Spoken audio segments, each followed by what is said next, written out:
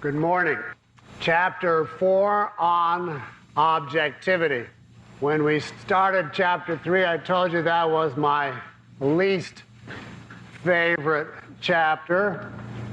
I'm happy to say that Chapter 4 is my most favorite chapter. My top favorites of my own are 4 and 8. 8 is the one on virtue.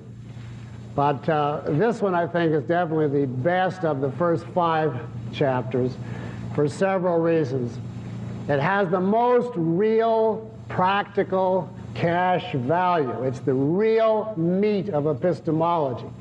Epistemology is a normative subject. It's supposed to tell you, normative in the broad sense that it gives you advice. It tells you what to do to improve your thinking. Now, we have to know all the automatic underlying mechanics of concept formation to grasp what concepts really are, so that we can then go on to cash in on that knowledge and figure out principles to guide our thinking. But the purpose was to reach the guiding principles. And that is exactly the substance of this chapter. How should you think? Where would you start to improve your thinking? What does good thinking consist of? What can you as a volitional being do to make your thinking better? And of all the whole basis of foundation of philosophy, this chapter gives you more guidance than any other. So it finally redeems all those foundations that we've been laying. The answer in a word to how to improve in 2 words rather, to how to improve your thinking is remember context and hierarchy and everything that they imply. And of course, therefore, the substance of this chapter consists of reaching and developing those 2 ideas, the practical substance. Since this is essentially a positive chapter, it is not that technical. I don't think you would have the difficulty with this as with Chapter 3, am I correct? This generally should be more easy to follow.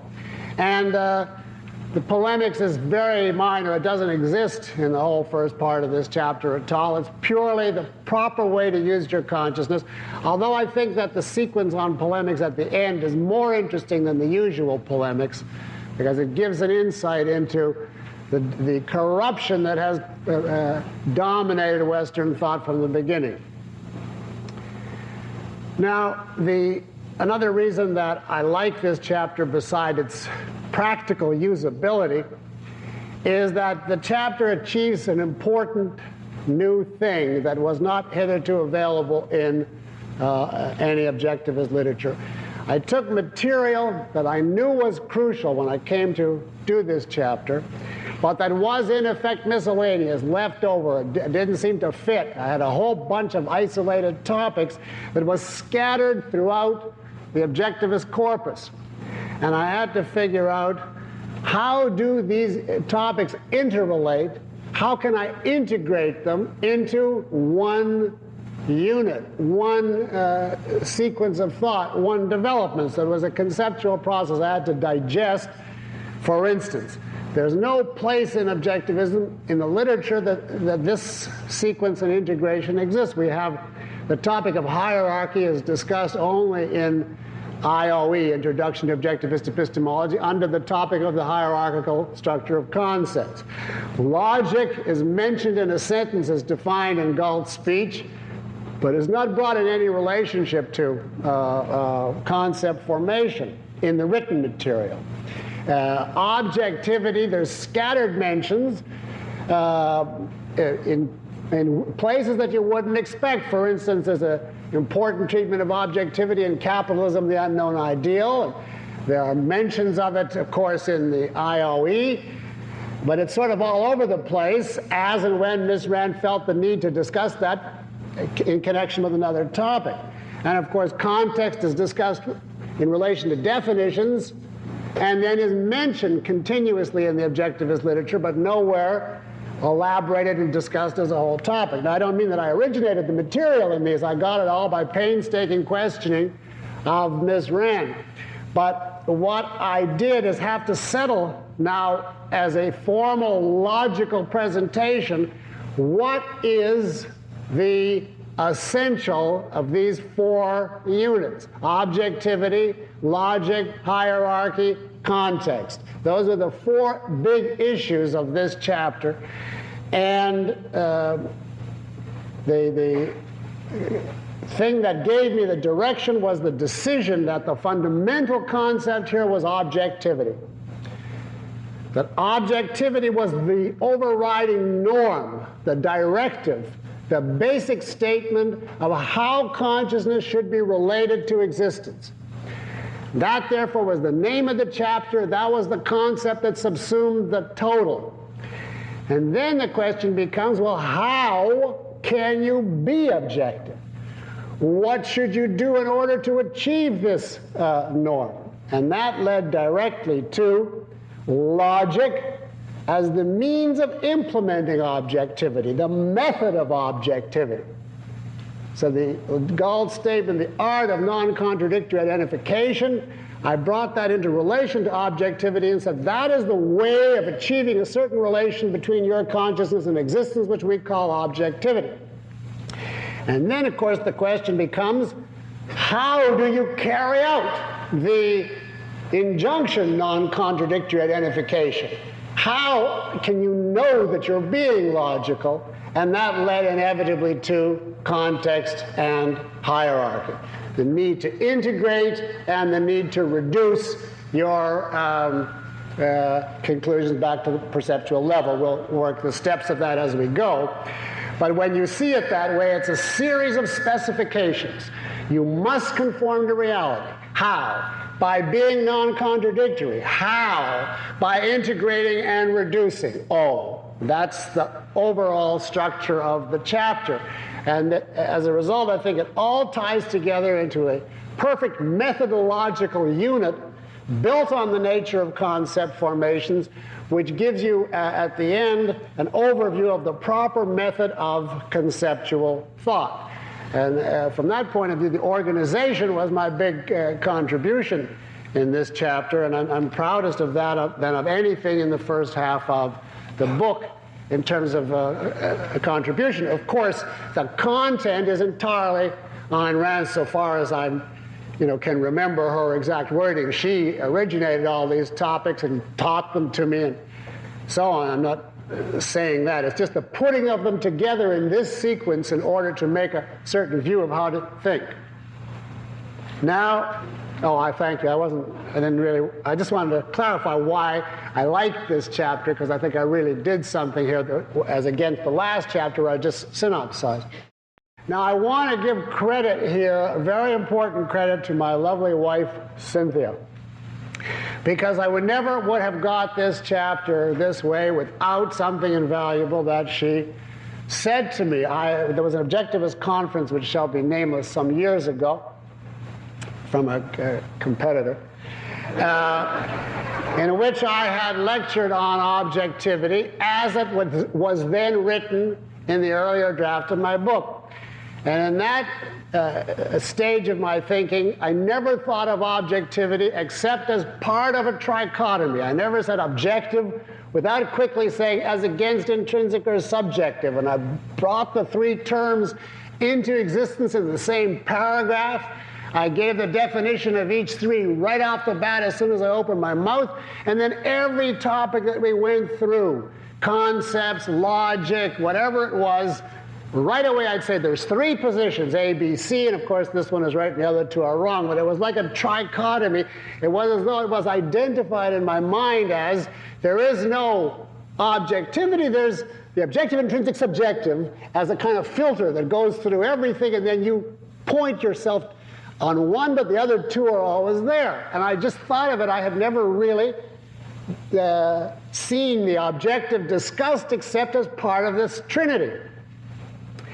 And after I'd given this class, and I was perfectly satisfied with it, Cynthia said, why do you always saddle objectivity with the other 2? Why can't you just tell us first what is objectivity and what it leads to and how to be objective, and then treat the others just as errors?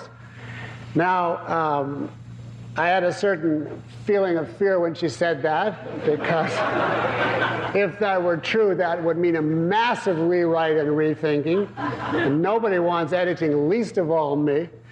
So my automatic reaction was to tell her that's impossible,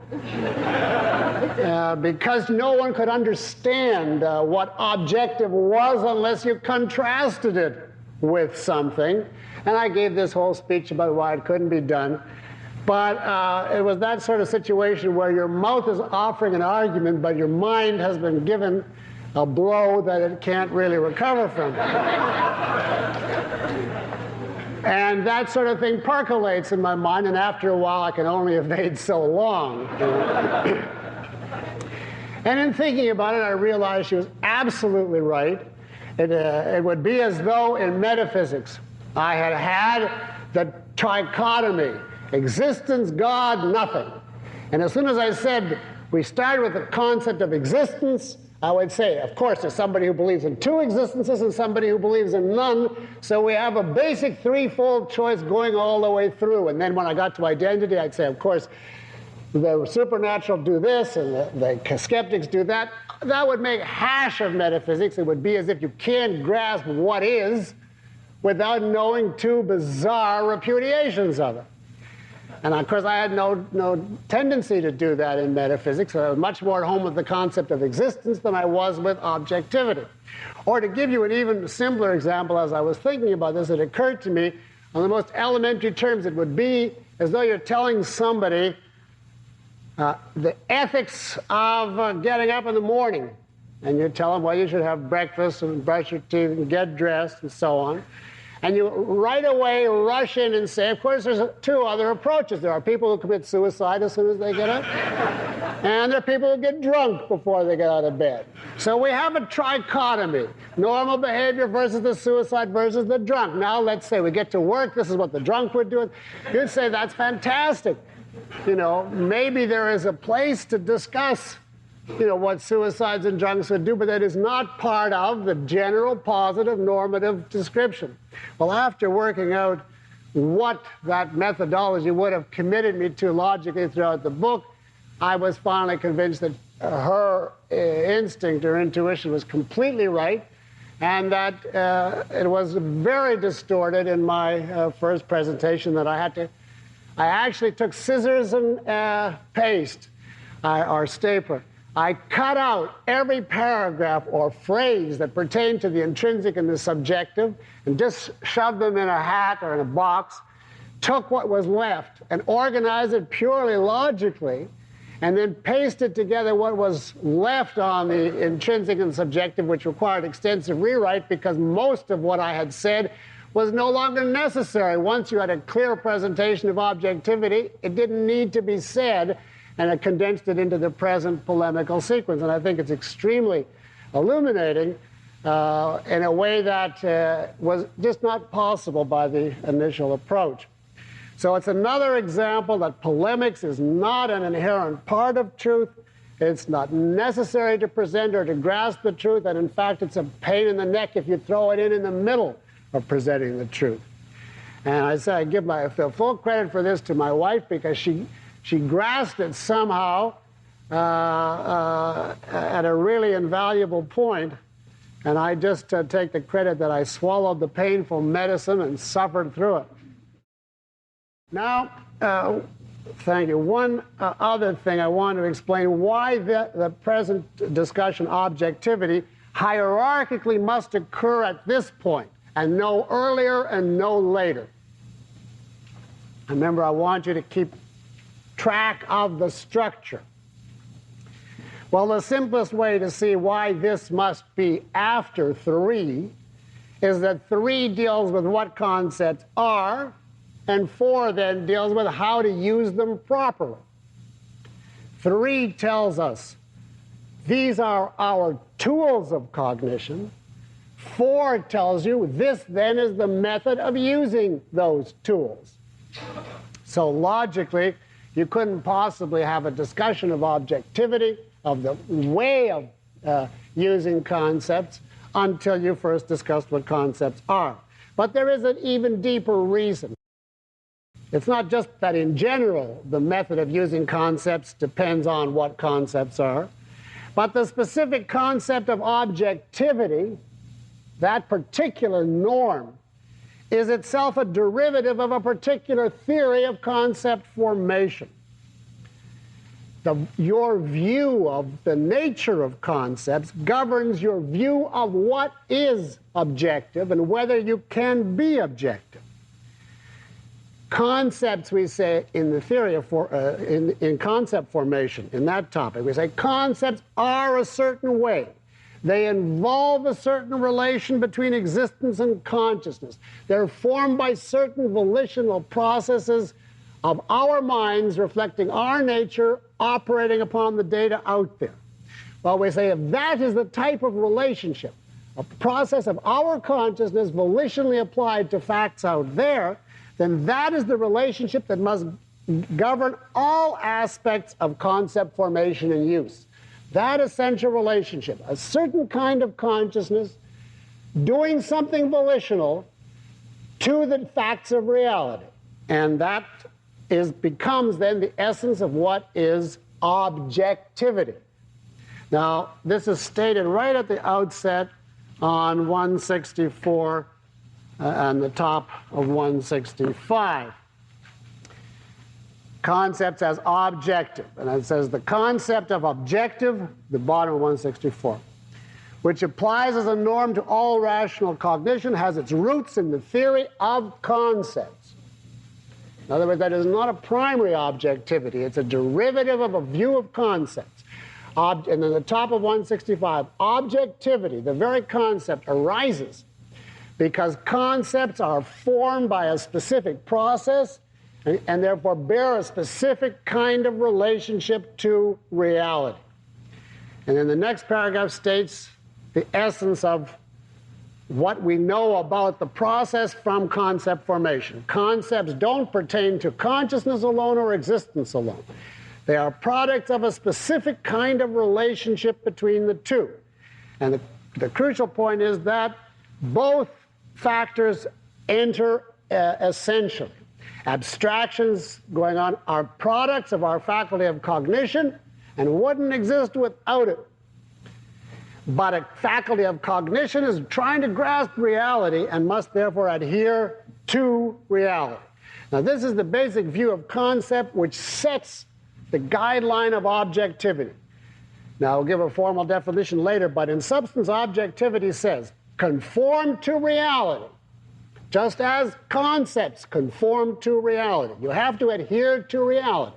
That's one crucial element. So the dictates of reality are essential, and conformity to reality is essential.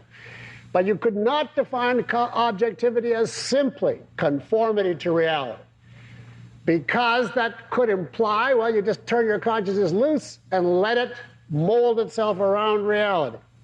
The only way on the conceptual level we can conform to reality is by a certain volitional human process, a certain method of using our mind that has no counterpart on the perceptual level.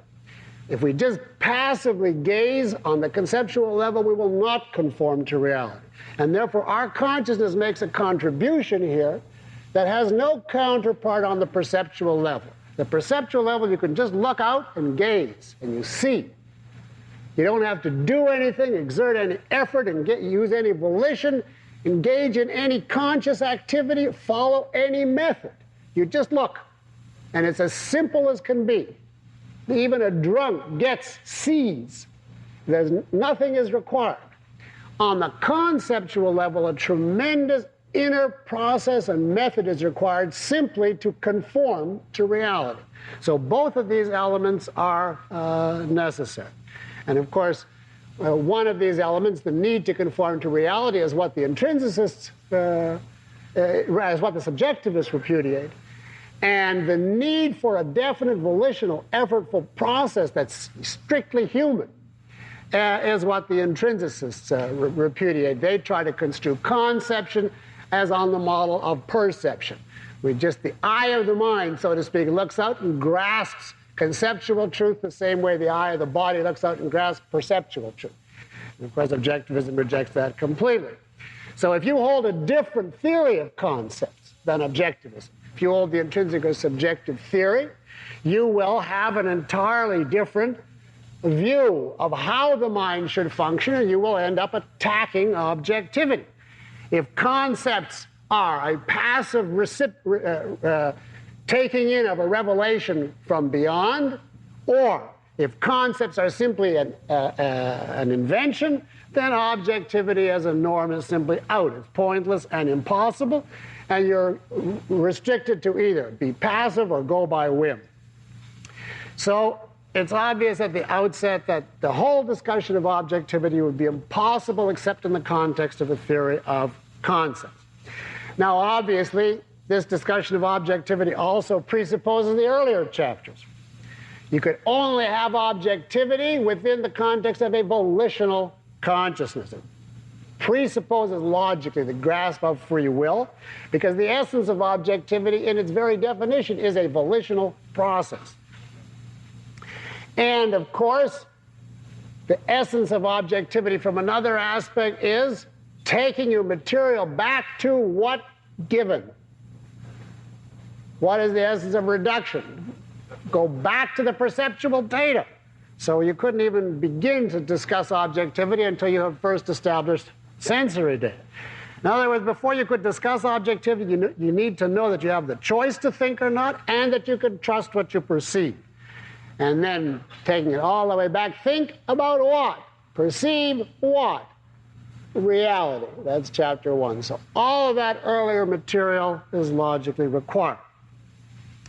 Now, just to go in the other direction for a minute, why couldn't I cover the material in 5 on reason before we discussed objectivity on 4? Well, what would you say to that? Why couldn't I go at this point into reason versus emotion and the arbitrary, etc., certainty, all the topics discussed in 5, right here after concept formation? Yes? Don't know what reason is, doesn't cover logic. Exactly. You do not know what reason is until you know the method by which it operates. Reason, there's 3 things you have to know first before you can reach reason. Reason starts somewhere, sensory data, holds its knowledge in a certain form, conceptual, and acquires its conclusions, uses its concepts by a certain method, which is logic, which itself is the means of objectivity. So to grasp what reason is, before you can even get into reason versus emotion and emotionalism and so on, you have to know the method that reason uses. Now, the only thing we said about reason so far in passing in the very first chapter was reason is the faculty that's always oriented to reality. But that is so generalized that, Plato, Kant, everybody says they're oriented to reality somehow or other. What we have to do now is give content to a reality-oriented method. Be specific. What does it mean to conform to reality so that reason is not an empty or floating abstraction? How does reason work? What is its proper method? After we grasp that, then reason is just, as a concept, you just put together 2, 3, and 4, percepts, concepts, and logic, and objectivity, and the result is that's the faculty of reason. And then there's no longer any logical problem. So that is the reason why this has to be placed exactly where it is, and why I think this is the crucial chapter. 5 is just a summarizing and cashing in of obvious consequences. But this is the heart, really, of the subject. Now, looking briefly at some of these subjects just from an overview point of view, we start, therefore, by grasping in concepts as objective the essential relation between concepts and reality as far as we're concerned with it here. And this is stated on the bottom of 166 and the top of 167. I just called your attention there. Concepts are condensations, formed in accordance with a human method. You see the bottom paragraph of 166. Now, I say the method is human, and I don't mean that just in the sense that human beings use it, or that they have to use it. I mean that in a very specific sense. It's human, our method of forming concepts, because it expresses man's distinctive form of consciousness. That is, I'm not here stating whether there could be other forms of consciousness which are beyond the perceptual, but which don't involve concepts. I don't know. I'm not dogmatizing. What I'm saying is this. It's not in the nature of reality as such, and it's in the specific, as I put it here, nature and cognitive needs of man's mind. That's the source of concepts. What do I mean by nature then?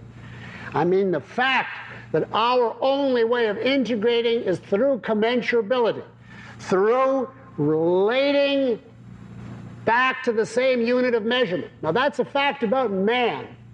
It's a fact about the objects that when you omit the measurements, what's left can be integrated, is the same. It's not arbitrary, but nevertheless it's a fact about the human mind, not about reality, that the way we put things together is through commensurability, through measurement omission. And therefore that is something on the conceptual level which has no parallel on the perceptual level. There's nothing about our consciousness as such that creates table. The form of perceiving is dictated by our physical senses, but the object is simply out there.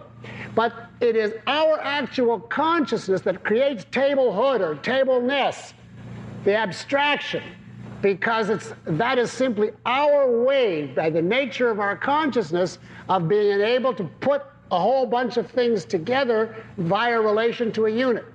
And therefore, the concept is more distinctively human, in quotes, than the percept. It arises, I say, from the nature, and what do I mean by cognitive needs? The crow-epistemology. The reason we have to omit measurements is the need for unit reduction. And that, again, is a need of our consciousness. Reality does not say you have to reduce units. Reality, the units just simply, the existence just simply exists there. So the very processing of the data of reality from existent to unit, and then the reduction, the need to continuously reduce units, all of that is something we contribute from our consciousness. And in that sense, inherent in the nature of a concept is a tremendous contribution from the nature of the human mind. However, having said that, we hasten to say in the next sentence, at the same time, the method has to conform to facts, to reality. Otherwise, it would be irrelevant to cognition. So right away, then, there are two big errors you can make on the face of it. Not that I want to be polemical here, but I can't resist without mentioning it.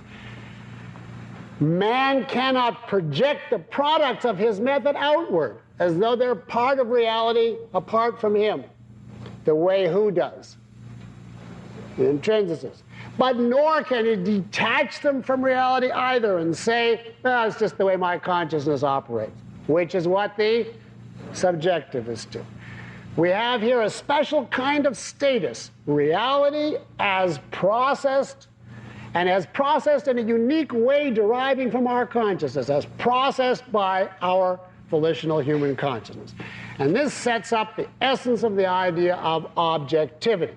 This is the pattern right in concept formation, that then we're simply going to say this same principle has to apply to all knowledge, all cognition subsequent to this.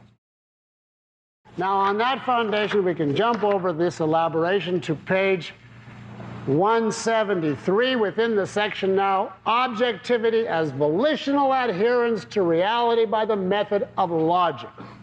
Now we're going to actually define objectivity, and all we're really doing is putting into a statement the essence of the proper relationship that we grasp from concept formation. But to build up to it, we start on page 173 by pointing out the need of a method of cognition. In other words, deliberately identified rules or processes that we have to go through if the product is to be cognition. That's the first step in grasping objectivity, is to grasp the need of a method, as opposed to doing whatever occurs to you, expecting it to happen automatically, functioning at random. You need to know exactly what rules are you going to follow, what tests are you going to subject your conclusion to in order to qualify it as knowledge. And I think it's a good formulation on the top of 173 there, about 5 lines down. We have to be able to achieve by deliberate policy what is not guaranteed to us automatically, to remain in contact with the realm of reality. We can do it, but we don't do it automatically. So if we're to do it and know that we're doing it, we've got to have a defined method that will tell us, follow this method and you're okay. Now, the very fact of needing a method, let me point out right here before we go any further, is unique to objectivism and to those aspects of Aristotle where he got that far. The great majority of philosophers, for all their discussion of epistemology, have never entirely grasped this essential point of man's need of a method of cognition. Now, the religious axis tends to believe that on crucial matters, we don't need a method. We can't be wrong. If what? We simply wait and let God speak because he's infallible. Since God is infallible, if we turn ourselves over to him, when the revelation comes, it will be blindingly absolute. There'll be no possible doubt. And therefore, the idea of a method, the only method they give you is how to get to the state of total passivity. For instance, go to the desert and mortify the flesh and drink laundry water and so on and so on. At a certain point, you've effaced your whole existence so thoroughly that you're just a vessel, an emptiness waiting to be filled by the divine. Now, I don't call it a method. That is, it's not a method of cognition. It's a method of getting to the point where you don't need cognition in their own statement. So those philosophers, the whole religious axis does not grasp the need of a method. Nor, on the other hand, do the skeptics from the other axis. They say, well, we're not automatically right, so how can you ever trust your conclusions? How do you know you didn't make a mistake? Therefore, they say, we really can't ever know we're right. So one side said you can't be wrong, so you don't need a method, at least in crucial things. The other side says you can't be right. Even if you had a method, how do you know the method isn't wrong, you see? So therefore, they simply throw out the possibility. But the objectivist distinctive answer is in the last statement there. Man is, of that paragraph 173. Man is not automatically right, and for this very reason he must define a method that will enable a fallible being to reach the truth. And then the bottom paragraph states the essence of the point. For a volitional conceptual consciousness, a method of knowing reality is both necessary and possible. And that, of course, is what epistemology is all about. Now, we are able to state in essence what is objectivity. What is objectivity? Which is it really describes the proper relation between existence and consciousness. And I give the formulation as briefly as I can on 174. As I say, it's my own words, but it is Ayn Rand's idea. Second paragraph, to be objective in one's conceptual activities. I put in one's conceptual activities because there's a lot of derivative uses. You know, if you go up to a stranger and say something inappropriate, we can accuse you of being non-objective. So there are many derivative uses, but I'm speaking in the primary sense.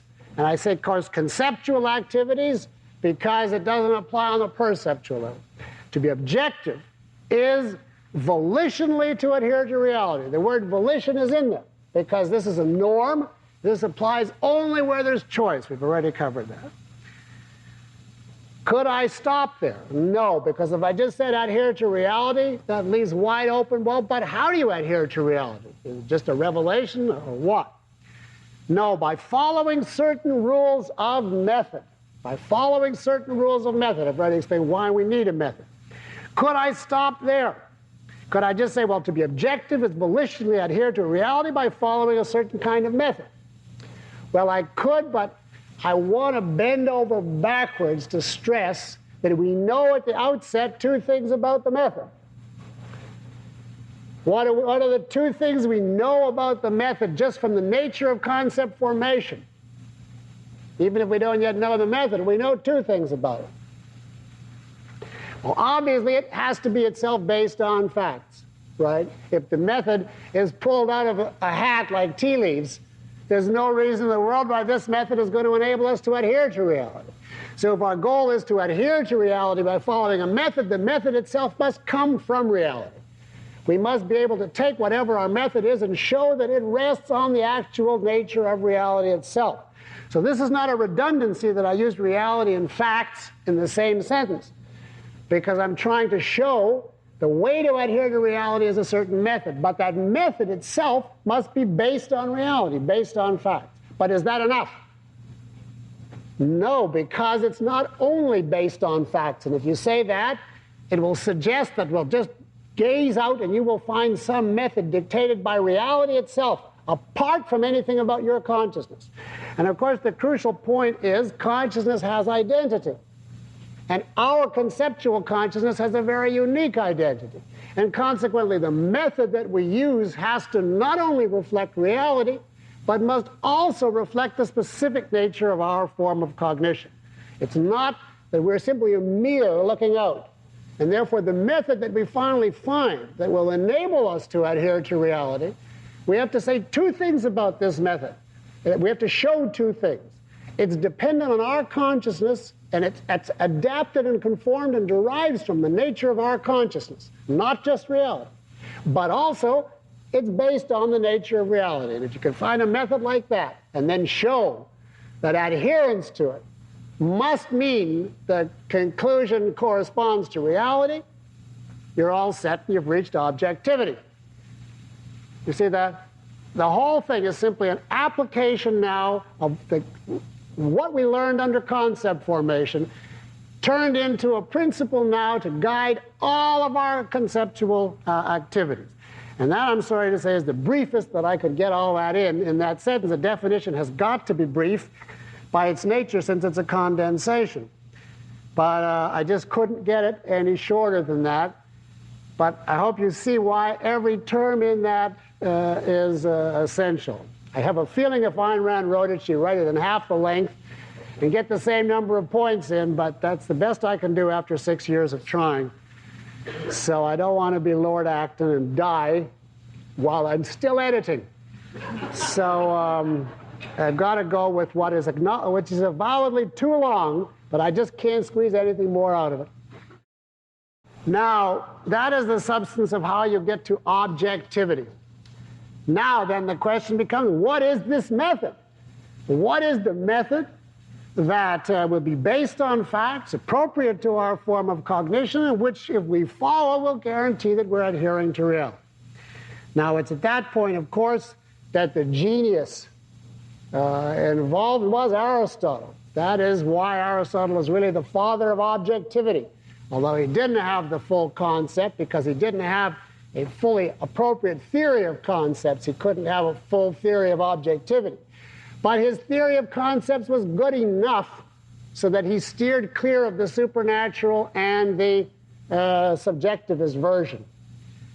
He knew enough to stay miles away from Plato and Protagoras, the ancient sophists.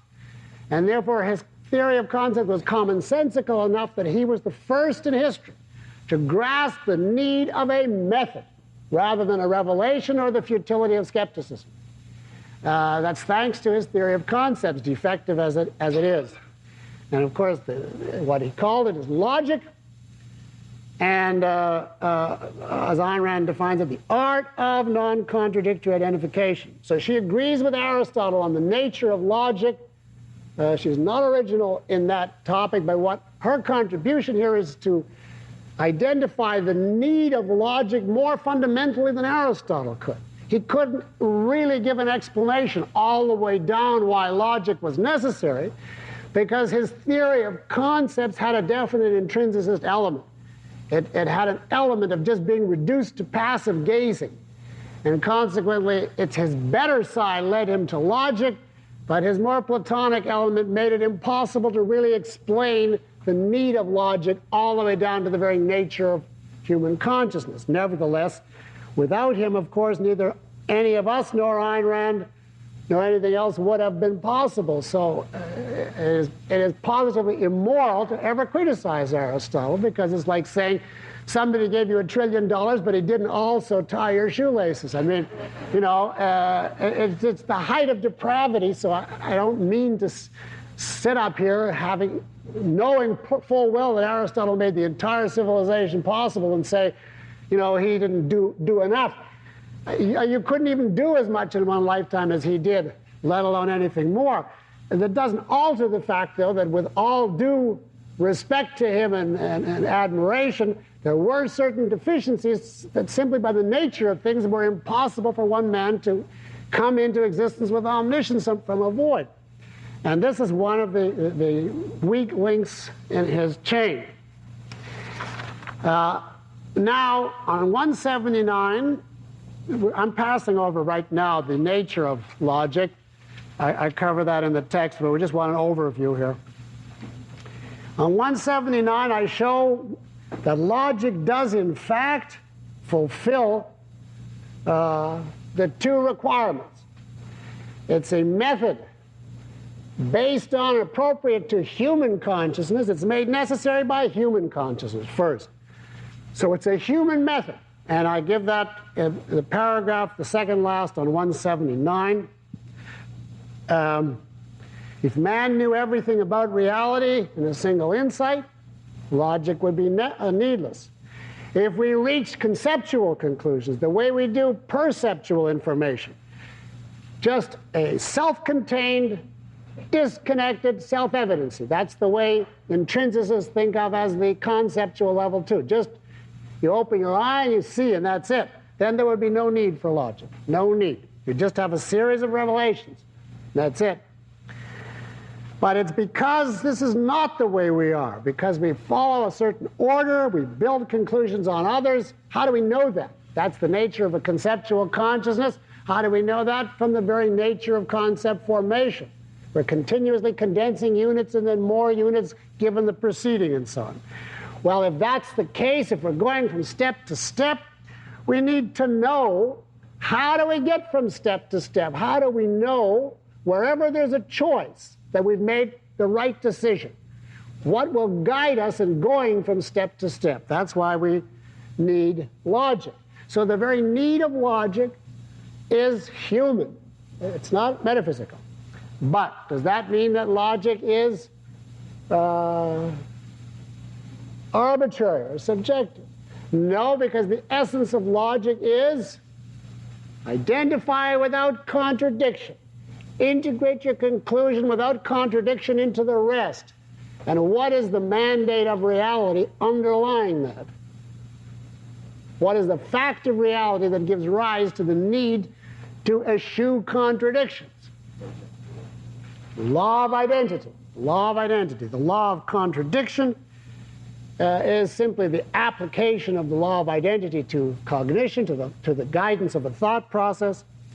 And therefore, logic is the method by which a human discursive, step-by-step consciousness can ensure conformity to the basic law of reality and therefore reality. That's what it comes down to.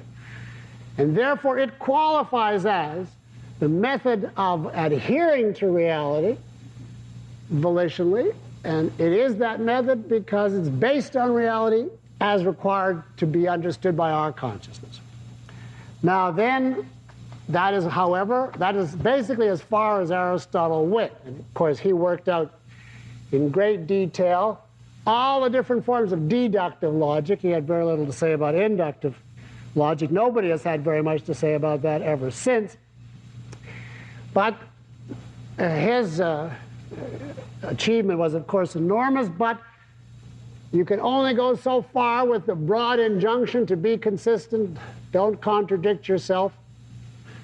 And then the question becomes, how do you know when you are contradicting yourself, when you are consistent? And in order to answer those questions fully, that's where we need the two issues that Ayn Rand uniquely brings in, both dependent on her theory of concepts, and that is context and hierarchy. If you just tell a person, don't contradict yourself, go, okay, goodbye and good luck. Well, you know, it's just a question of what you could do with that information.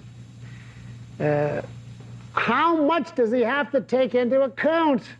If he just looks at two premises and the conclusion follows in a vacuum, that little premise, conclusion, and there's no contradiction, does that mean it's non-contradictory identification, therefore it's logical, therefore it's true, and therefore this is objective? That is the way people treat it today, but they know enough to know it's not objective, so they say nobody can be objective. Logic is just a little game of deriving conclusions from premises, and has nothing to do with reality. If logic is to be the way of conforming to reality, then a conclusion can't be judged as consistent or contradictory simply by reference to a few little premises plucked out of context. What do you have to do? You have to find a way of being non-contradictory throughout the total sum of knowledge. And that brings us to the issue of all of knowledge is interrelated. Every item of knowledge is related to the rest. In a way, the total of knowledge is the context for any item of knowledge. And therefore, knowledge is a sum, and you can't claim something as non-contradictory until you've related it to the total sum. Now that is a revolution. That is distinctively Ayn Rand. And when we elaborate that, you see that that is like a detail of how to be logical, but a life and death detail, because without it, you can't apply the formula non-contradictory identification. You don't know what is consistent. Now, the other crucial thing is hierarchy. Non-contradictory identification. Well, okay, that means we're going to have premises and our conclusion mustn't contradict them. Can we take any old premises and just show that we don't see any contradiction between this conclusion and suppose we try to integrate. We don't see any contradiction between a certain conclusion and anything else we can think of. Does that make it logical? No, we're trying to conform to reality. Are our premises based on reality, is the question. We have to take the conclusion back to reality. That process is called proof. It's the step-by-step process of reduction. And of course, the need of that derives from the fact that knowledge is hierarchical. So context and hierarchy, those two contain the essence of what being logical consists of. And that's basically what the chapter, the meat of the chapter is. Now I'm going to leave hierarchy entirely for tomorrow, but let's say some words in an overview way about the need of context. We're focusing on it now from the point of view of the need, expression of the nature of logic. Let's turn to page 186 at this stage. Well, here I really state what is the answer to what I said. How is, the very bottom paragraph, how is a man to know whether he's contradicting himself? And then on the top of 187, the only way is if he integrates a new idea. Consciousness, conceptual consciousness is an integrating mechanism. It demands the integration of all its contents. Well, on this level, of course, the conceptual level, it doesn't integrate automatically. So then I give the next paragraph, one step at a time. A man must relate a new item to his previous ideas. If he finds a contradiction anywhere, he must eliminate it. And Ayn Rand includes that under the formula non-contradictory identification. Then the key point is the bottom here. One is not using logic if one seeks consistency only among whatever random ideas one happens to recall on the spur of the moment. Blindness, not seeing one's other views or knowing about one's contradictions, is not the means of being logical. So logic requires an understanding of the fact that knowledge is a unity, not a realm of separated atoms. And then the key sentence at the top of 88, only if one keeps context can logic be the method of adhering to reality. Otherwise, it's merely a game or a rationalist deduction in a void.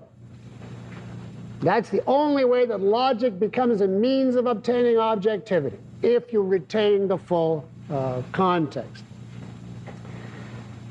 Now, I might just tell you a conversation I had with Ayn Rand that I wanted to put in here, but I couldn't get it in a form that didn't raise more questions than it answered. But it's illuminating to me, so I'm going to add it in here. I had a lot of trouble with the need of integration in early days. You know that Ayn Rand was a master of integration. In fact, one of the things that first attracted me to her philosophy was her ability to see connections between the most incredibly diverse things. Liberals and conservatives and sex and economics, and she could bring together, weld together, and get a unity out of the most enormous diversities. But I one day was questioning, this was decades ago, and I put this question to her: why can't I give a proof of a certain conclusion? I can't remember what it was, but X, some conclusion. And I give an airtight proof, step by step, going back, let us say, to sensory data. And you don't see, there's nothing wrong with the proof, you agree with me, and so on. And why can't I say, I hereby detach this conclusion from all the rest that I will ever learn? I'm not going to, I did this to try to isolate something, you see, from her. I'm never again going to consider this conclusion in relation to anything that is newly discovered. I'm not going to consider any future implications. I'm not going to consider the implications of anything new on it. This is now hereafter an isolated absolute. But I know it's true still. No matter what comes in any other field or in any other stage of knowledge, I'm still holding on to this conclusion and the links that took it back to sensory data. So why can't I do that? In other words, why, if my conclusion is reliable and is an absolute, can't I chop off the rest of the context and just cling to it forever?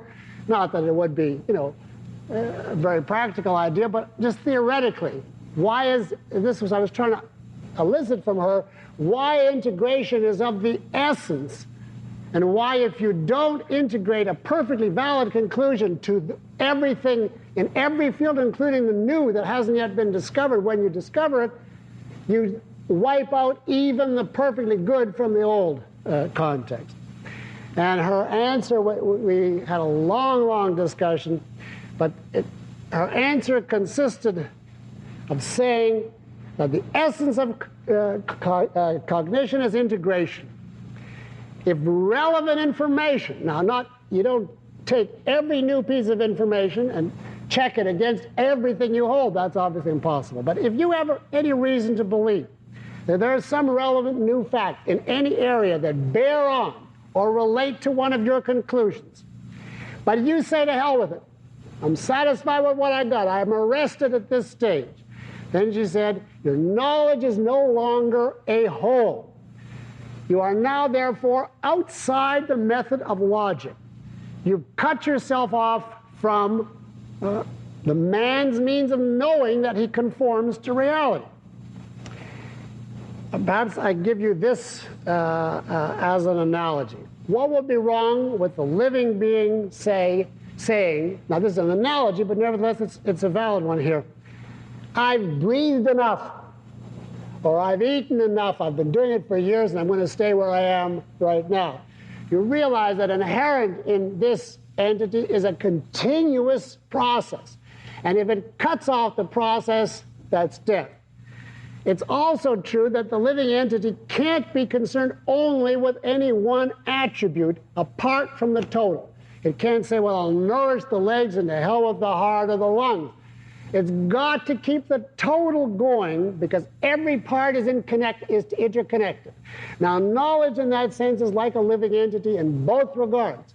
The process which sustains any item of cognition has to be continuous, a continuous process of welding together the whole. It's an exact parallel to, and I don't think it's just a parallel because after all this is an aspect of a living entity.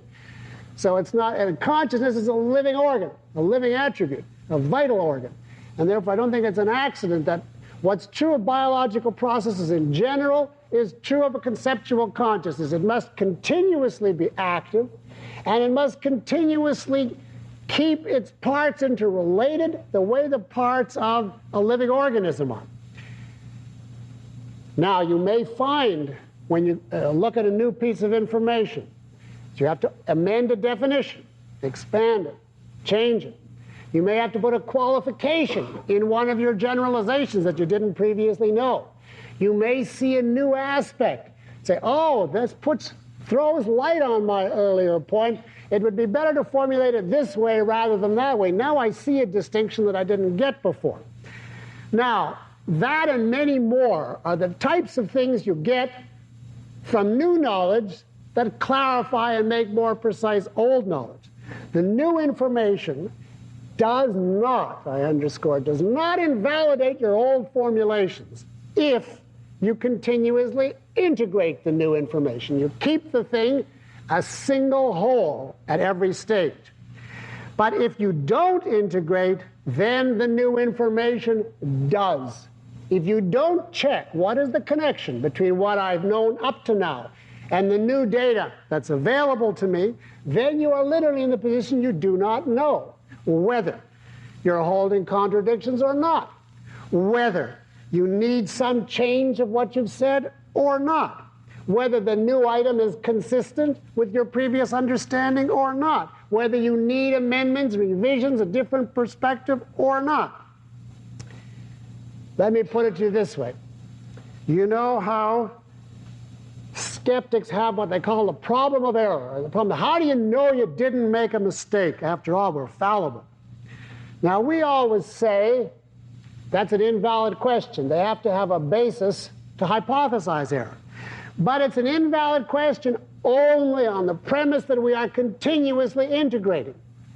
If we cut off the process of integration in the way I was hypothesizing to Miss Rand and just cling to something, then we have no answer to the skeptics who say, how do you know you didn't commit an error? Man is capable of error, and we have detached ourselves from the process of discovering it.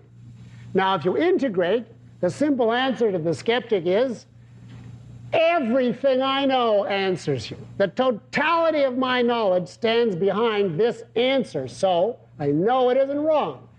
I've integrated it to everything. It has the weight of the sum of cognition. But once you disintegrate it, we have no answer to, how do we know we didn't make a mistake? How do we know what its status is anymore? It simply becomes an isolated, in effect, a memory that once, long ago, we saw its relation to reality, but no more. The way we know we never committed an error is the fact that we're always looking at everything. In that context, the skeptic who says, how do you know, is utterly baseless. But in the context of a consciousness which ceases integrating, there is no answer to how do you know you didn't miss something. You're not even looking. So how can you know? You're completely cut off. So that this question I posed to Ms. Rand was extremely illuminating to me. She combined the absolute certainty of one school of philosophy, you know, the rationalists who say everything is an absolute, with the, quote, openness and interest in new discoveries that is always associated with the empiricists. But the dichotomy in philosophy, the rationalists believe in certainty at the price of saying to hell with reality. We have our absolutes, and we don't want to learn anymore. And the empiricists are open-minded in quotes, and they want to grasp everything new, but they are then turn skeptic and say, you see, we can never, how can we know whether what we have is an absolute? Who knows what we're going to learn tomorrow?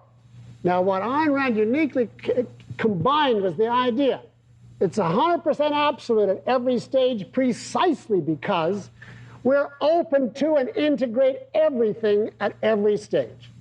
You see, that is a unique perspective, and the key to it is the idea that cognition is integration, of which, of course, that's simply the expression on the broad conscious level of what the essence of our conceptual faculty is. It's a faculty of putting together units into a superunit. It's an integrating faculty.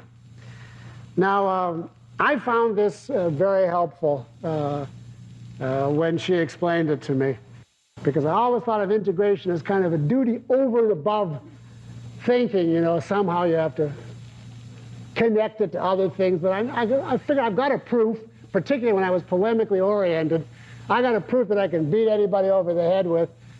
I didn't have much of a feeling for the need of integration, but this finally knocked it into my head, so I'm hoping that some of you find this helpful. So I'm not going to, as I say, discuss hierarchy today, but we could just bring it in by way of summary. We want to be non-contradictory in our identifications. Since all knowledge is relational, then we have to do the relating, that is, integrate it into a total. Since all knowledge is built on the senses, then we have to bring it all back to the senses. We have to reduce it. When we do that, then we have been logical, and then we can say our consciousness is a grasp of existence by a certain method, and that is objectivity. Now you see at the very end of the chapter, I'm cutting out all the content here, but just to get to the page 226 and 7, this I think names the really crucial and revolutionary character of Ayn Rand's achievement in this regard. The last part, starting at the bottom of 226. She is the first thinker to identify explicitly the fact that logic, including the recognition of context and hierarchy, is the method of achieving objectivity.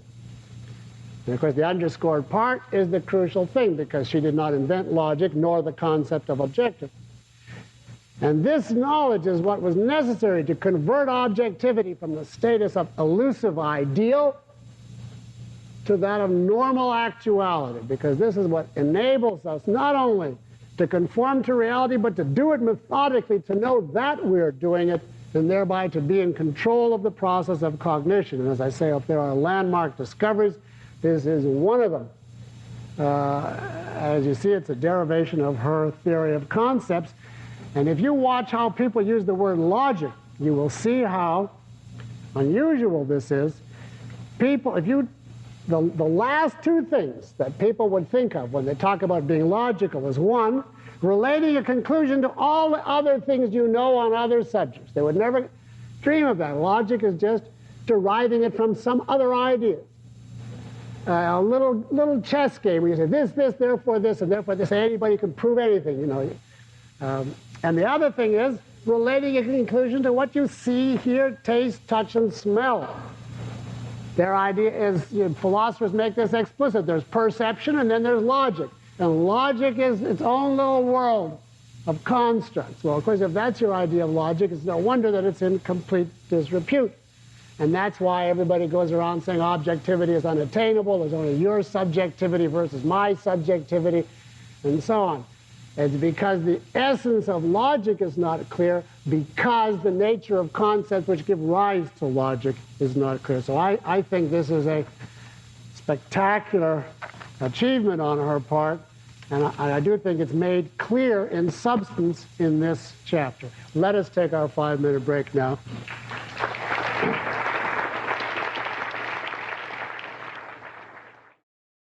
I'm going to start by taking questions on the first section. I'd like to theoretically get through the first 3 sections in order today, and then we'll do the last half tomorrow.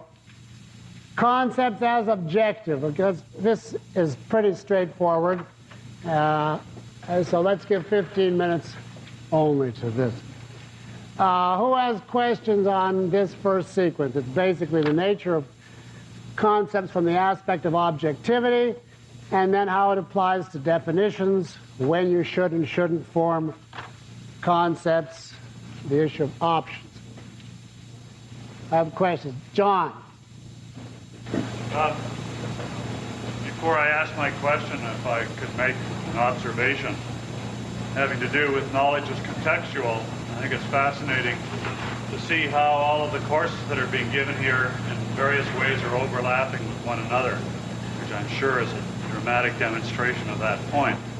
Yeah, can I just say a word on that before you go on? Because President Ridpath pointed this out to me, that one class illuminates another class, and that students have had this experience many times. Something said in somebody else's course ties into something in another course, and they suddenly get a higher synthesis, a higher clarification.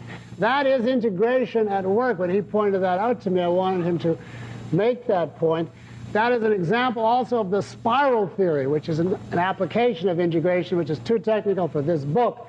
But it was Ayn Rand's idea that you don't just learn something once and for all. You learn it, you go on to something new, then you come back and see the connection to what you already knew, and then you go on and come back and go on and come back in the form of a spiral.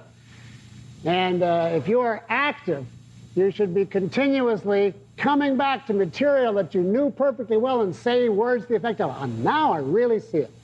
Now it's really clear. And of course, it was clear before, but it means you're integrating it on a broader scale. And that is an example of integration at work. So the whole conference ideally should be massive. Everything should feed into everything else, which is the opposite of what today's modern curricula are. You know, where one professor says, don't bother me with the other class. I don't know anything about his subject or what he's saying, and just follow this particular chain. And if it contradicts, what can you do? Now, you had something you wanted to ask. Yeah. I wanted to ask if you could clarify the use of on page 168. Yeah. At the very top, the reference to the term essential is epistemological. Right. Could you clarify that in connection with the idea that when we talk about an essential characteristic of something as that which makes it what it is, which seems to carry metaphysical connotations, metaphysical causality? Yeah, no, that's not right. I wouldn't put it that way. The question is, when we say that the essential is that which makes a thing what it is, doesn't that mean we're talking metaphysics? It's this attribute is what makes this entity. No. The word make there, I elaborated when I used it earlier. You couldn't say the essential characteristics make a man, but the non-essential don't. Every aspect of man makes him human. Nor would he be a human being if he lacked any of those attributes. It's obvious, for instance, if he didn't have lungs, if he didn't have a heart, if he didn't have legs, etc. He would not be a human being, although those things are not, quote, essential. Now, in another sense, metaphysically, you could say everything is essential, but then essential adds nothing. It means it's an aspect of the identity. When we say it makes the thing, we're speaking from the point of view of concept formation. We're saying it makes the classification. It makes it subsumable in this concept rather than that one. It makes it, it enables us to hold everything. It's the characteristic that condenses the content and enables us to hold it. Now, it's not detached from reality. It has to be a fact about the concretes, that these things distinguish them from the other things we know. And it has to be a metaphysical fact, if we're using the term fundamental, that certain facts are the cause of other facts, which are the effect. Cause and effect we don't invent, obviously. Distinctions we don't invent, obviously. But the use of distinctions, similarities, and causality to define such a thing as the essential only comes up because of a need of concept formation. Without us, there would be similarities, differences, and causality, but there would be no essences. You get that? Okay, anything further on this first sequence? Yes. Development of the concept of objectivity in Miss Rand's own thinking, was it something The concept of what? objective in Miss Rand's own thinking? Was it an idea that she understood fully explicitly when she wrote out the book, or was it? Oh, yes, yes. The concept of objective in Ayn Rand's thinking, could I elaborate on its development? I don't know of any development. She knew it from the time I met her in 1951. When she was already, I met her the day she started part 3 of Atlas Shrugged. And she had it then, so I don't know where it goes back to. It must go back to her thinking, I'm hypothesizing, in the 40s, which is when she first reached her theory of concept formation. Now, I'm sure that contextually, in a broad sense, she, everybody, she didn't invent objectivity, the concept. That, of course, goes way back. It means orientation to the object as against to the subject. But she did some crucial things with regard to that, telling us how to orient ourselves to the object. And she was the one who said that there is more than one way of ignoring objectivity. She coined the term intrinsicism, you see. So she was the one that said there are 2 ways of missing objectivity: the method of the subjectivist and the method of the intrinsicist. So she did monumental things, but all of that, I would take it, was implicit in her thinking when she grasped the theory of concept. It was before my time, anyway. Yes? Back to the point of essentialism being metaphysical or epistemological. Yeah. Don't we sometimes treat some essentials as metaphysical? Like a surgeon who would cut away a leg or an appendix or something, because it is a non-essential. Now you're switching categories here. You say a surgeon can cut away a leg because it's a non-essential. That is completely invalid reasoning, unless you're equivocating. A surgeon couldn't say to himself, leg isn't mentioned in the definition, therefore I can cut it out. Because by that same token, head isn't mentioned in the definition either. So you can cut it off. Surgeons do not amputate according to what's in the definition. So when you say, because a leg is non-essential, you are changing. It's not that it's non-essential to being a man, it's non-essential to remaining alive in some form. Now the word essential, can in many contexts be used as equivalent to indispensable, mandatory, non-optional, you've got to have it. There's 3 essentials to go to college, one of which is to pay tuition. That is not the use that we're talking about here. Here we're using essential as it relates to the topic of concepts and definitions. The essence of a group, the essence of a class, what makes man man.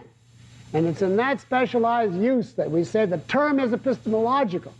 If you use it in a loose sense to mean merely a prerequisite of something, then of course that has nothing to do with epistemology as such, but then it's just a synonym for many other terms which also exist. Maybe that is linguistically clarifying. All right, I'm ready, as I see you are, to go on to the important section, objectivity as volitional adherence to reality by the method of logic. Now, I think I've pretty much pointed out, on 175, I might just, a few details here. The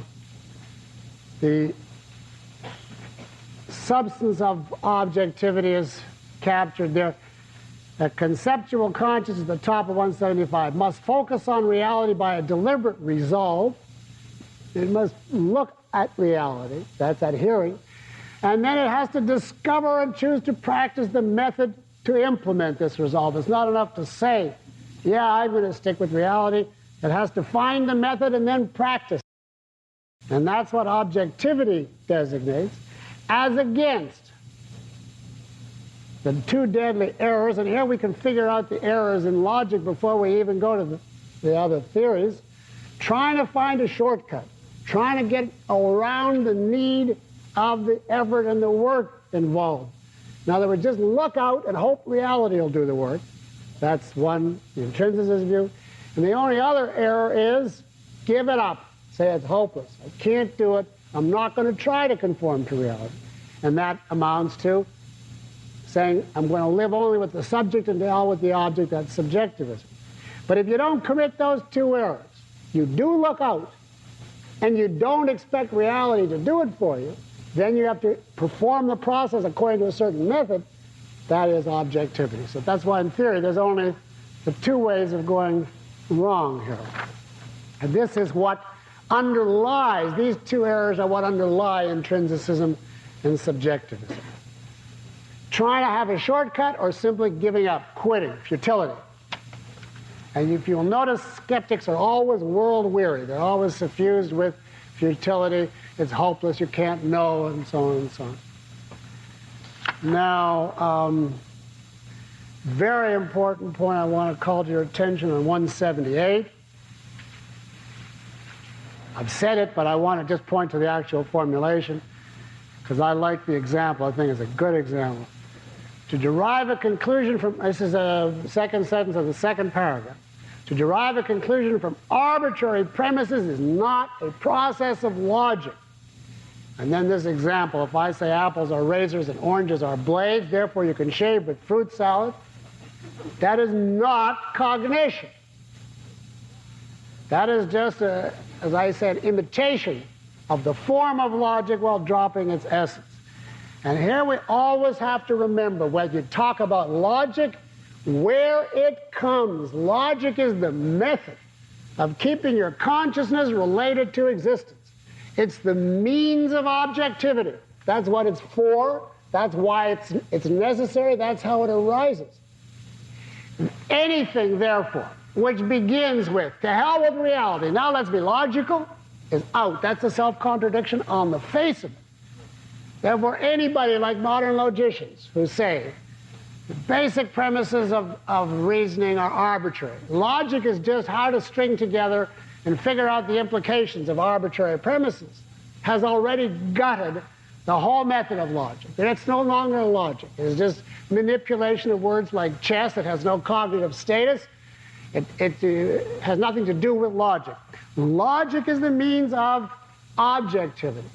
And that being so, the process is applicable only when it's grounded in the perception of reality. So any derivation of a conclusion from premises, the premises themselves must either be perceptual or reducible to the perceptual. And that is really the root as to why we have to engage in reduction. Reduction, as I say later, is the key process here, and proof is simply a form of reduction. We'll discuss that later when we get to hierarchy, but right from the outset, I want you to get in your mind the idea that if something is detached from reality, it thereby disqualifies itself as any relation to logic. Logic is only a method of attaining a certain relation to reality. Now, on 179, the first full paragraph, that is so characteristic of Ayn Rand's approach. All these crucial necessities of life are not made necessary merely by the existence of other people. They're not social in character. Logic is I use the word personal, practical, selfish necessity. It's just like language, which is another thing that everybody says is only social. But you would need it on a desert island, just as you would need logic, and parenthetically, just as you would need morality. All these essentials of human life that the typical theory makes as a social, with the idea that on a desert island you wouldn't need values, thought, concepts, logic, nothing. Somehow you'd be able to function without any of it. All of these things are only because you interrelate with others is fantastic ignorance of grasping what are you talking about and why does man by his nature require them. So this is uniquely to Ayn Rand, this grasp that all these norms and all these processes are required by man's nature, not by some arbitrary social decree. All right, now let's take a few minutes for questions on this section. In the yellow way up in the balcony, here.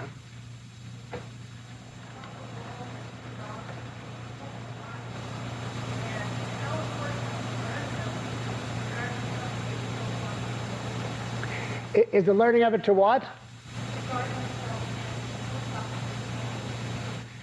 What is the role of symbolic logic, and how important is it to learn it in order to guard against deceptions? Well, you really mean deductive logic, because that's all that's been essentially symbolized. I do not have a very high regard for its importance or necessity.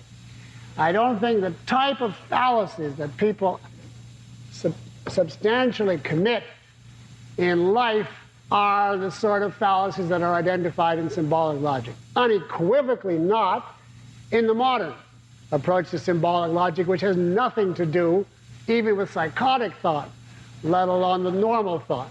If you're talking about Bertrand Russell and that, material implication and so on, that's all is simply a fantasy. It would be much more clarifying to your thinking to watch Nightmare on Elm Street than to read that stuff. Now, Aristotle, I think his logic was a crucial step.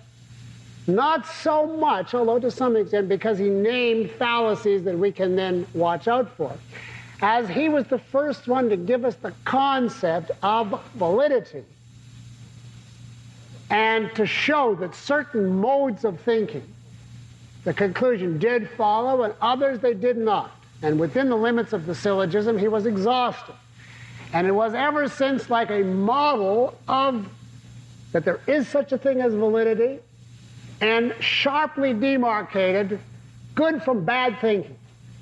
I think that had to be concretized in some such form as he did in order ultimately to reach the idea of a proper method of thinking.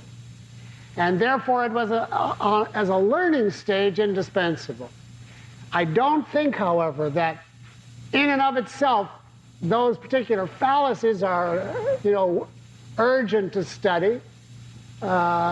And I don't think that the way to carry on Aristotle's work is to take every possible combination of statement, wherever you can put an if, an and, a then, a not, etc., and symbolize it all page after page. I think that's completely absurd.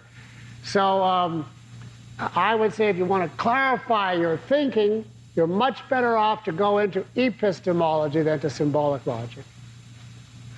Yes? I'm wondering why Ayn Rand chose to describe the method of logic as an art as opposed to a science. Well, logic is an art, a science, and a method. So that depends what perspective you're looking at the genus. She called it art in Galt's speech because it's something you do.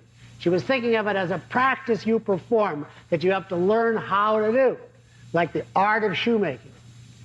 But what you have to learn to do is apply a certain method.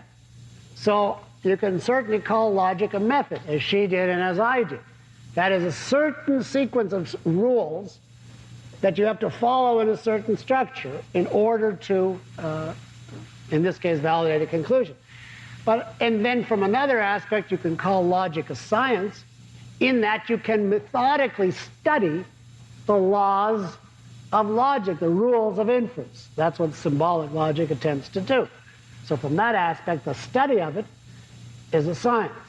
But she was looking at it from the point of view of, an activity that requires a certain skill that you learn to perform, and that then, like the art of shoemaking, the art of teaching, the art of logic. Yes? Question regarding integration. I was wondering if I could make a comment regarding your comment on symbolic. Yeah, but you have to do it a lot. Well, you have to know. Choose one or the other because we're getting short. I'd go on to one about integration. I think that's more fruitful. Yeah, I was wondering, you've been emphasizing integration, and you made the statement that the essence of cognition is integration. I was wondering, isn't differentiation equally important in cognition to integration? Am I what? Subordinating it? No, isn't different. I mean, you seem to not be emphasizing differentiation. Oh, I see. Well, that's a good point. I am, by saying that the essence of cognition is integration, am I, in effect, downplaying differentiation?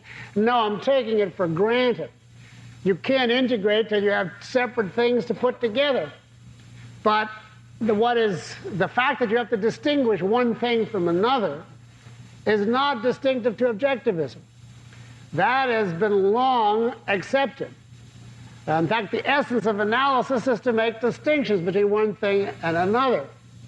The only people where differentiation would be a fighting word would be a community of out-and-out mystics, who believe that all is one, that distinctions are unreal, that you are really me and I'm the desk and we're all interchangeably one. Now then, if you lived in that kind of world, I guess you'd have to make a big point about the need to focus on differences. But I'm taking for granted that we've reached, the stage of knowledge the stage of civilization, where we have to distinguish one thing from another. In fact, the distinction is given us in perception. What is the crucial new thing here is the need, when we have conclusions, they're already distinct each time we come to a conclusion. That's inherent in the process, but they're not necessarily connected to your other conclusions. So I'm not slighting differentiation, but I am emphasizing what is a unique responsibility of ours. Yes? In our politics class, we're identifying the essence of a particular political situation in order to judge it. What is, I'm using essence, and that's what I'm trying to connect to, in essence, and like the gentleman was saying. How do you relate the essence of a political situation to the essence of a concept? Well, essence is a term that has many derivations from the primary use, which is in connection with concepts. But you can take any situation which has a multiplicity of facets or factors and use a similar type of analysis and call something the essential, as long as you realize this is a derivative use. This is not essential the way a definition is. For instance, I happened to be at the lecture you referred to, I could not talk about the essence of the Mideast crisis as though that meant the same thing literally as the essence of man. The Mideast crisis is a whole combination of facts and wars and hostilities and so on. That is not a concept. But now within that, since I have concepts and definitions, I can make distinctions. I can say certain aspects of this crisis are common to every other crisis, but certain aspects are distinctive. Those aspects I'll focus on if I'm trying to understand this situation. So that's a parallel. Then I can say, in all the distinctive features, there's one that underlies, that explains the PLO, that explains the Israeli behavior, that explains the West's shameful capitulations and so on. And what underlies it is what the Israelis represent Western civilization as against barbarism. Now there you're going to a fundamental. So you're following the same general method that you follow in concept formation, but you're doing it now to try to explain or understand a whole constellation of facts. And you're really in the field there of science and of causal explanation. So it has a parallel. But just don't think that, although it's not equivocation, it's not literally the same thing. There's no such concept as the Mideast crisis in 1990. That is a whole complex state of affairs, okay? But it's worth pointing that out as long as you don't confuse. Yes? The question about identification on page 175. Yes. It says, 3 lines from the bottom, it says, on the perceptual level, we learn only that that an entity is, not what it is. Right. Even so, perception is a form of apprehending identity. Yeah. To perceive an entity is to perceive it as something. The ability to define that identity in explicit terms is the next stage. Right. Isn't there an intermediate perceptual stage of implicit identification? For example, animals know that more than that something exists. They know they can bite certain things, or other things might bite them. Oh, sure. There is, if you broke this down into every stage, but in the sense of what you are saying, you're saying, I'd say perception is a form of apprehending identity on the bottom of 175. I say, in the sense that you grasp that it's something. And then on the next stage is to name it explicitly. You say, isn't there another stage? Well, what do you mean by grasping? It is something. That is not empty. You have to hold that something in perceptual terms. Now, if you're a baby or an animal, you grasp that it is something in the form of, let us say, the visual percept. That is the way. You can't name what that percept is. It's not that it's red or square or whatever, but it's something that you perceive. Now, if you've also learned, as you're suggesting, across time that it tastes good, that is part of the percept then. The memory, the sensation, you see, which is built in to the percept. And consequently, you're still on the perceptual level, incorporating your past experience into your present percept. But you're still grasping that it's something, not just abstractly something. It's that thing that you're perceiving with all that your consciousness tells you about it, but it tells you only in sensory form. And then the next stage after that is put it into language, conceptualize. Yes? On page 176. 76. Second paragraph. Yeah. You say to be is to have a nature, that is the law of existence, Right. which thereby defines the function of consciousness. Right. How can you say it defines the function? How can it define it? Well, it enables us to define the function of consciousness, but it specifies, it is the guideline to tell us. It is the fact which says, since this is the way things are, therefore this is what we have to do. That was Ayn Rand's crucial line here on page 176. Existence is identity, consciousness is identification. That's from Galt's speech. Existence and identity is identity. That's the law of existence. That's simply the way things are apart from us. But now, consciousness is the faculty of perceiving existence. Well, what must perceiving existence consist of if existence is identity? It must be grasping identity. There's no way to grasp that something is without in some terms grasping what it is, whether perceptually or later conceptually. So I mean it defines the function of consciousness in that if you know that existence is identity, and you simply think of that in conjunction with the faculty of consciousness, that will tell you what must be the function of consciousness. There's nothing else to be aware of in being aware of things except being aware of what they are. But you're implying that consciousness here, we already know that it's a faculty. Oh yeah, it's the faculty of perceiving reality from chapter 1. We're now in chapter 4, so I'm taking for granted that consciousness is the faculty of perceiving that which exists. Oh, you forgot that? Yeah. No, I always put trouble with that statement. Well, it's a tremendously compressed statement on her part, but it's, I think myself, that that's a tremendous virtue of this statement. She's got 4 big capitalized nouns that cover the waterfront. That is a wonderful integration, I think. Who has something more on Ray? In chapter 3, in concepts, you talk about concepts for a certain time, and then you say if you want more, go to the introduction. Yes.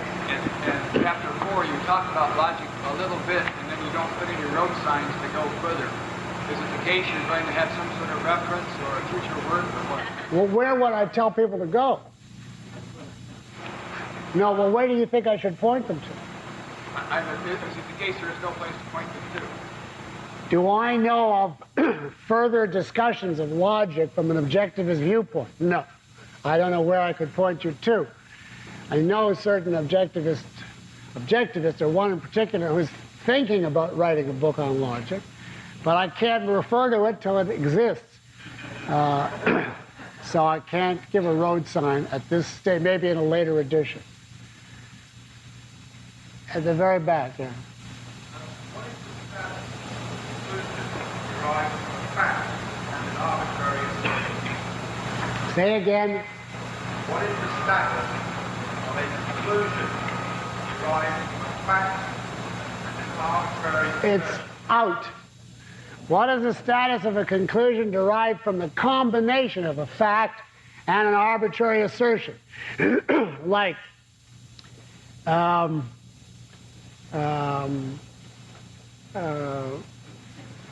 rocks are made by gremlins. There are rocks on Mars, therefore they were made by gremlins on Mars. That's a fact. They're rocks. It's an arbitrary assertion they made by gremlins. It follows that there are gremlins there, but that obviously is fantasy. You don't do it by proportion. You don't say, well, my premises are half good, so my conclusion is half good. Any departure at any one point wipes out everything thereafter. You have no longer any means to know whether your errors cancel themselves out or not. You've lost your method of cognition, so it may as well be the whole thing is arbitrary. And this is where it's absolutely valid to say the chain is no stronger than its weakest link. If it breaks anywhere, then you may as well not do it. Okay? To a single data point, that is an arbitrary curve. Well, a point does not dictate any curve. A million different curves could go through one point. It's not an arbitrary curve if all you're doing is exercising your fantasy. But if you're putting together scientific data and you have only one point, and you could do it 15 or 20 different ways, and you do it this way and say, there, that's proven, here's the point. Obviously that's, you have to ask me if that's arbitrary. What arbitrary means a matter of your sheer whim, and since you've got 360 degrees to go around with that point, that you pick out this. Now, if you have a second point, then you have a straight line dictated. But if you have only one point, unless you're engaged in art, if it's supposed to be cognition, it's arbitrary. I think I'm going to switch to the section on context now, which is the beginning of the real practical meeting. And I want to call your attention to, somebody's suggesting, just ignore the face that I make here. Get my voice back.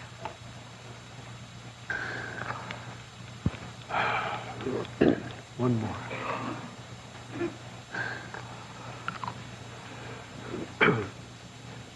On 182 and 183, I state the basis of the whole discussion of context in an underscored sentence. I use underscoring very infrequently, so if I use it, I obviously think it's important. Human knowledge on every level, meaning their perceptual as well, is relational. It's an organization of elements, each relevant to and bearing on the others, as against the view that knowledge is a series of isolated propositions or subject matters, any one of which can exist apart from the rest. That is the view that underlies the whole need of integration, the whole issue of context, and in itself, the relational nature of knowledge has two roots, metaphysical and epistemological. Now, the principle of knowledge as hierarchical is purely epistemological, but the principle of knowledge as contextual has a metaphysical and an epistemological root. That is something about reality and something about our consciousness. And those two are given on 183. Metaphysically, the fact that everything in reality is interconnected. And therefore, if it's a whole. And if knowledge seeks to grasp reality, it too must be a whole. It must be completely interconnected to reflect the whole, which is the universe. And then the other aspect, the nature of consciousness. The nature of consciousness as such is the discovery of relationships. Both differentiation and integration is the grasp of a relationship. Difference is this is different from that. Integration is this belongs with this. I'm going to relate them, put them together. But the grasping of relationship is the essence of consciousness. And therefore, a consciousness is a relating mechanism. So when you say knowledge is relational, you're merely applying to the product the central attribute of the faculty of cognition. Bringing into connection, that's what consciousness is. And of course it's not arbitrary because that is also the way the universe is. That's the metaphysical side. But I want to point out to you both of these are central. On the top of 84,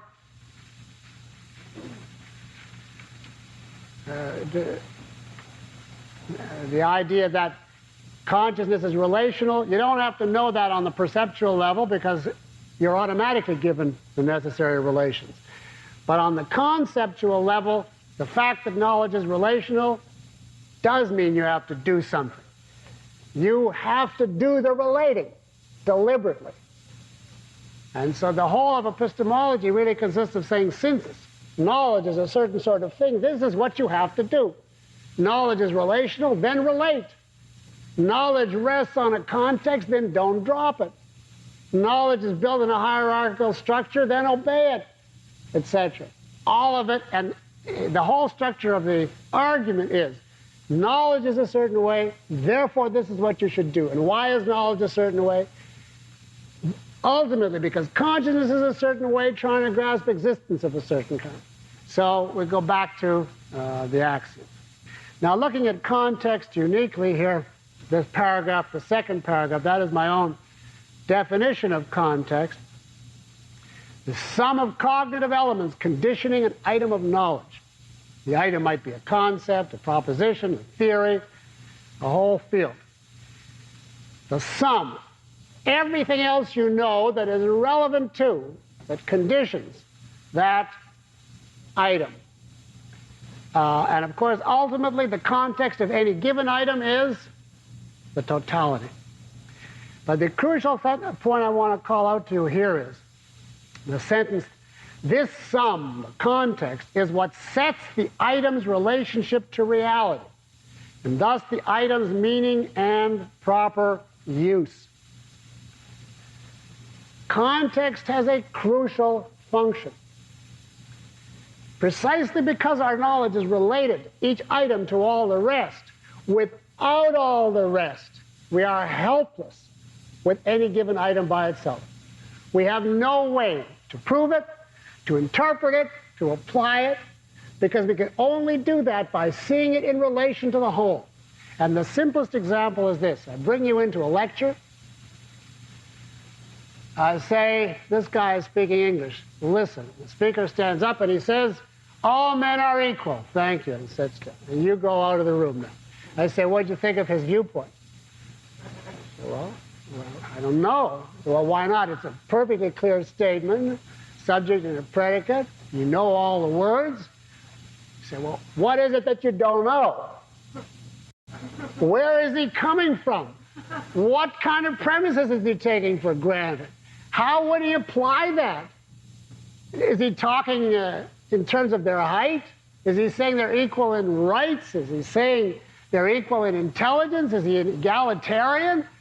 I mean, I've heard a sentence, and it's perfectly clear by itself, but the thing is we can't do anything with until we go back to the whole surrounding context. I'll give you another example, even clearer. Socrates is mortal. Now, I want you, as an exercise, to cut that off from any context.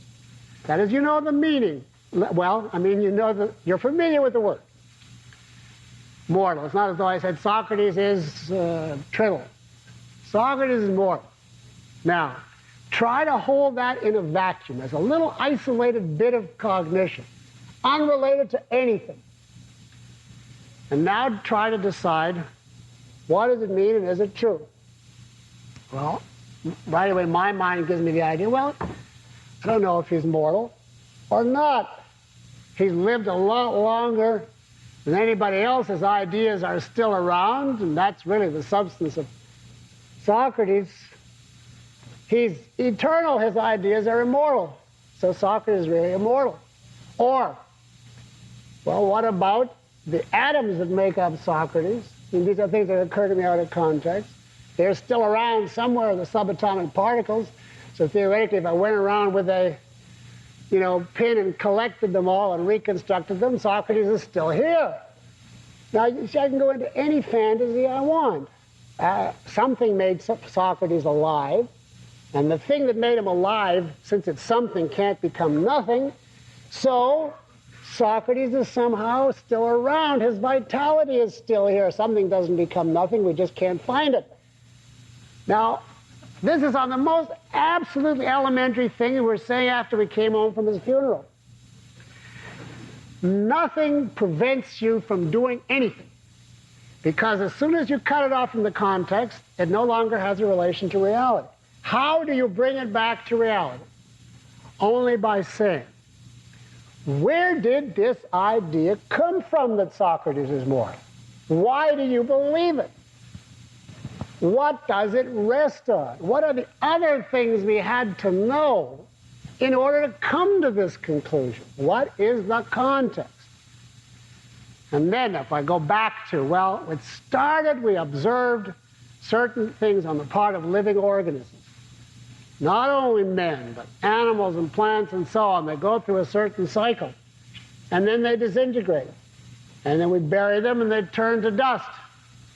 Now, if you define that context, you remind yourself of all the observations that fed into all men are mortal and all living beings are mortal. And that's the context. Then Socrates is mortal. Obviously, what you're making a statement relative to this whole framework of observation. And then anybody who switches on you and starts talking about his ideas in other people's minds, or his atoms, or his elements, or whatever, is changing the context completely. But when there's no context governing it, it's deuces one. It's just like taking a quotation out of context, or like Rawls takes a concept out of context, or like Chamberlain takes a proposal out of context. Without the governing context, it's anything goes. And that's why I say this sentence, the context is what sets the item's relationship to reality. And therefore, that tells you what it means and how to use it. And that is a very crucial formulation.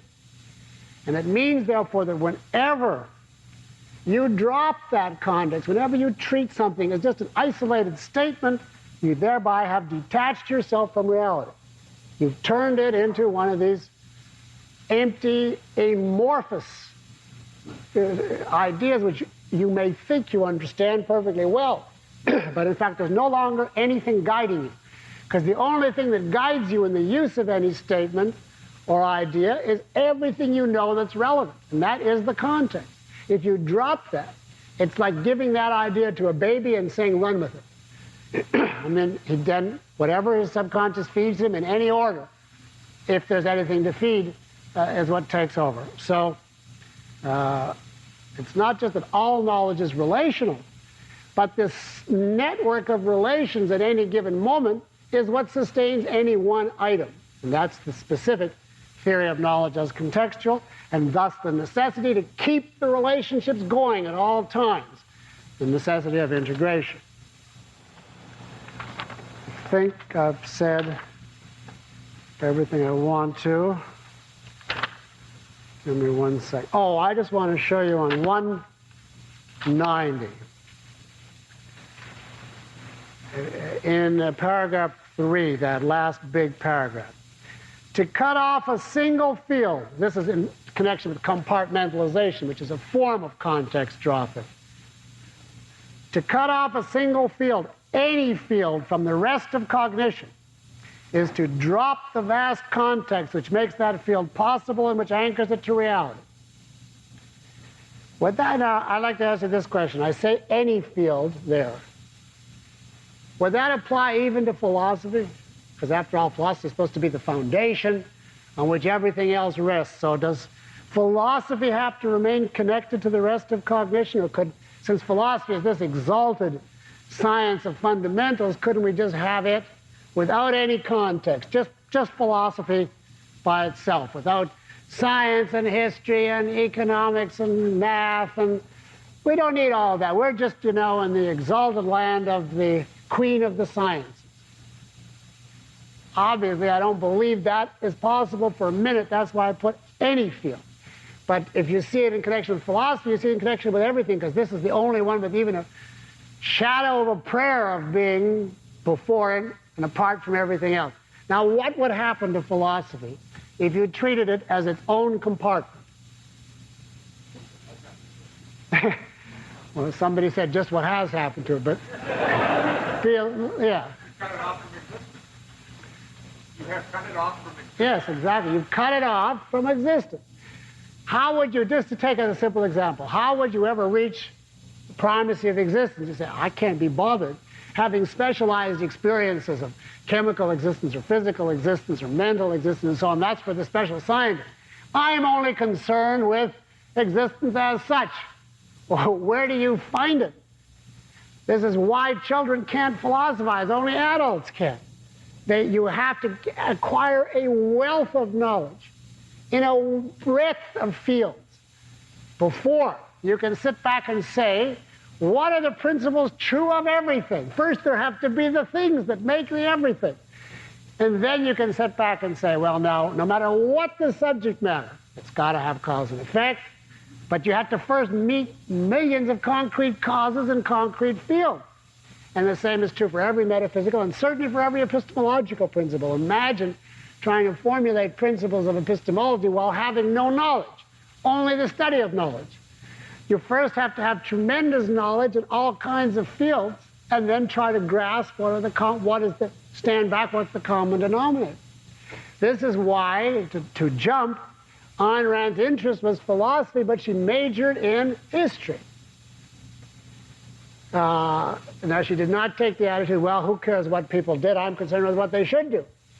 I asked her about that once, and she said, how am I going to say what they should do if I don't know what has actually happened from different ways that they have behaved? First, I have to see what they have done and what did it lead to. And then I have some factual basis to see this course leads to this result and this leads to that result. Now I can start to think, what is it about the nature of man that would explain these? And I'm led to a certain view of how he properly should behave. But if I'm clean of any other data, I'm just going to philosophize. A rational being, how should he act? And that's all I got. Where am I going to go from there? Well, he should reason. About what? Well, I mean, it becomes void of any content, you see. It's empty. So this applies as much to philosophy as to any other subject.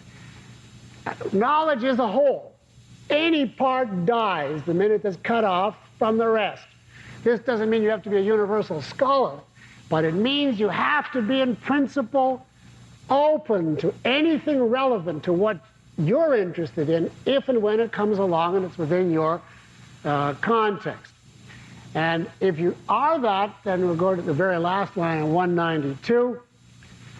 You'll find that the more you learn, the more you know.